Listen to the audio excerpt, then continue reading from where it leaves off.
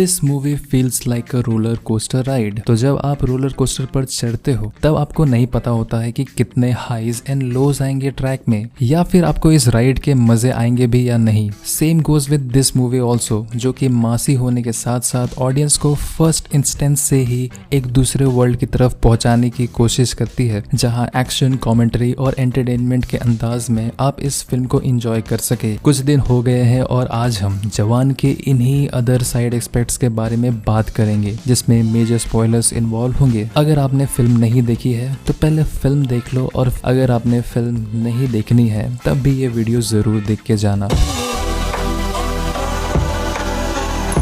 Film में आपको Mufasa और सिम्बा को लेकर की चीज बोली जाती है, कैसे मुफासा विक्रम होता है और सिम्बा उसका बेटा आजाद। तो अगर आपको नहीं पता तो SRK ने 2019 में निकली लायन किंग में हिंदी वॉइस ओवर किया था मुफासा का। हमेशा तुम्हारे साथ हूँ और हमेशा तुम्हारे साथ रहूंगा, बस याद रखना कि तुम कौन हो। और उसके बेटे आर्यन ने भी सिम्बा का वॉइस ओवर किया था। मैं हूँ सिम्बा, मुफासा का बेटा।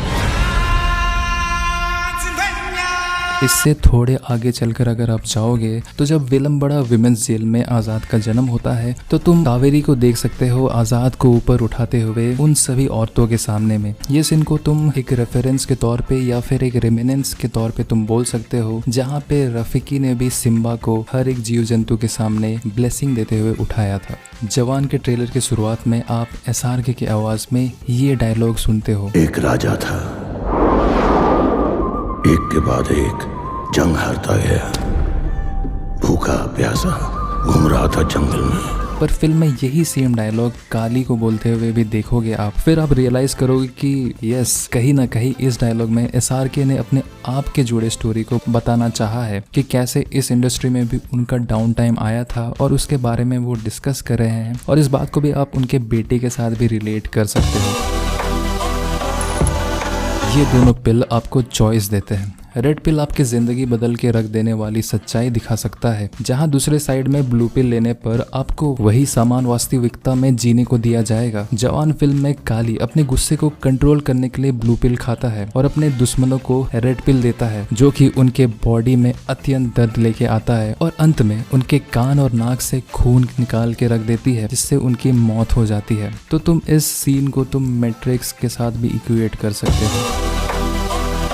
बहुत लोगों का ये भी कहना है कि विजय का रोल एज अ विलन अच्छे ढंग से बैठा नहीं। तो मैं आपको ये चीज रिमाइंड करना चाहूंगा कि एक्चुअली में एटली अपने विलन्स को कैसे ड्रॉ करते हैं। एटली के फिल्म्स में main villain strength wise strong नहीं होता है, पर एक साइकोलॉजिकल टेरर देता है हीरो को और उसके लाइफ से जुड़े लोगों को। आप उनके दो बड़े फिल्म्स के एग्जाम्पल ले सकते हो, थेरी एंड मर्सेल। थेरी में सर महेंद्रन एक विलन के रूप में विजय के फैमिली को खत्म कर देते हैं, ताकि विजय के दिमाग में इस दर्द का एहसास मरने के बाद भी बना रहे, पर वो बच जाता है फॉर्चुनेटली और बहुत इजीली गुंडों को खलास करके उन्हें भी निपटा डालता है बाद में। मर्सेल में भी SJ सूर्या का जो कैरेक्टर रहता है वो भी एक सीरीज ऑफ कैरेक्टर को मार देता है, जो उन जुड़वा भाइयों के बीच का एक बहुत बड़ा ट्रॉमेटिक फैक्टर बन जाता है, और ये बात उनके बदले की आग को बढ़ाता है, जिससे वो हर सब विलन और मेन विलन को अंत में आकर के अपने तरीके से खत्म कर देते हैं। देन कम्स द जवान, जिनमें आप विजय सेतुपति के भी कैरेक्टर को अपना स्ट्रेंथ लूज करते हुए देखोगे और आपको ये भी लगेगा कि उसका यंग वर्जन उसके ओल्ड वर्जन से ज्यादा खूंखार टाइप, किसी आदमी को पंचिंग बैग बना देना, दीपिका को डराने का उसका वो तरीका, फिर प्लेन में विक्रम पे खड़े खड़े गोलियों की बौछार कर देना। और तुम देखो तो वो ये ब्लू पिल और रेड पिल को भी यूज नहीं करता था जब वो यंग था। तो इससे हम देख सकते हैं कि वो अपने यंगर सेल्फ में ज्यादा लीथल था। यंगर वर्जन के अपने कोई लाइबिलिटीज नहीं थी और पर्सनल लाइफ में भी कोई इंपॉर्टेंस उसका नहीं दिखाया था, पर उसके ओल्ड वर्जन में आप उसके बेटी और भाई के बदले में उसको अपना पेशेंस लूज करते हुए देखोगे और उसके आंखों में वो शैतान कम पर इस सिचुएशन से भाग जाने का भावना आपको ज्यादा दिखेगा। पर है तो वो काली,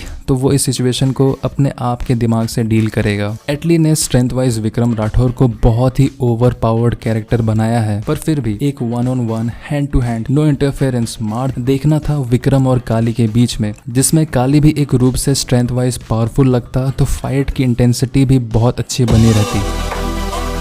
हमें मिस्टर डी नामक एक रशियन माफिया दिखता है मास्क पहने हुए अपने पेट चीता के साथ। काली यहाँ अपना डील पूरा करने के लिए आता है and this is the number he was asking for. पर यहाँ पे ये मिस्टर डी अपना 80% इन्वेस्ट करने के लिए तैयार हो जाता है, पर एक वार्निंग के साथ कि अगर हमें उंगली करोगे तो उसके ऊपर के लोग पूरा फिस्टिंग कर देंगे। और इतना कह के ये इतने पैसे देने के लिए तैयार हो जाता है। बाद में ये पैसों के साथ साथ में ईवीएम मशीन्स भी आज़ाद की टीम हथियार लेती है, ब्रिंगिंग अ क्वेश्चन कि आखिर क्या इस पैसों को वापस लेने के लिए ये आएंगे और स्पेशली इसके ऊपर के हेड कौन होगा। अगर जवान 2 कभी बन पाई तो हो सकता है कि वो इस थीम लाइन को यूज़ कर सकते हैं।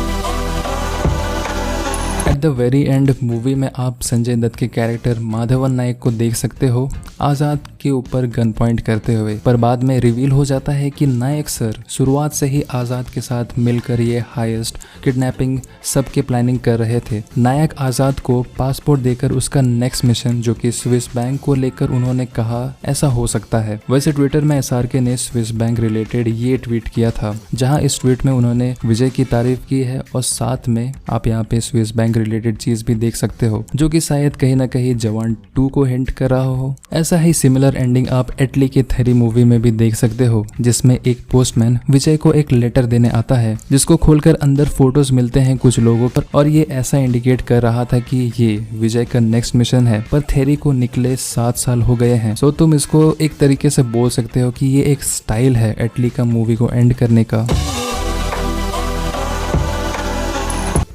जो लोग बोल रहे हैं थलापति विजय कहाँ है, एटली ने एक इंटरव्यू में ही बता दिया था कि अगर थलापति विजय इस मूवी में दिखने वाले होते या फिर इंक्लूडेड थे या फिर कैमियो था उनका, तो वो पहले ही बता दिए होते। जैसे कि मूवी में भी एक स्पेशल थैंक्स के तौर पे आपको संजय दत्त का नाम दिख गया था, तो वैसे ही विजय का नाम भी वहाँ पे शायद आपको दिख जाता अगर विजय का कैमियो इसमें इंक्लूडेड होने वाला रहता तो।